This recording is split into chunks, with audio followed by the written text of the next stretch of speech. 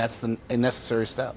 All right, on the spending side of things, the bill purports to cut spending over 10 years by about $1.5 trillion. It does take on some things. On the other hand, it also does add a lot to the debt, or would add a lot to the debt.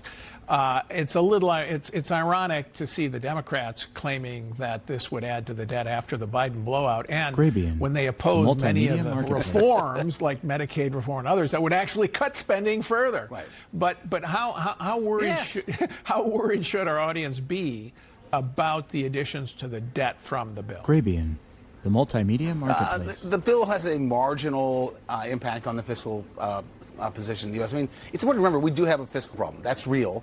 But it didn't begin with this bill, and it was never going to be solved by this bill because they didn't allow Congress to take on the big spending programs, Social Security, Medicare. When they tried to take on Medicaid, it got demagogued ferociously, and the real reforms that might make some sense, like not subsidizing, able single males more than pregnant women, that makes no sense. That got taken off the table very early. So they're down into a tiny corner of the budget that can't be used to genuinely take on the fiscal problem, and that's why the bill's not going to succeed on those fronts. But it needs to be done. We'll be back. I mean, in other words, as you were saying when you were CBO director, the debt path is unsustainable. And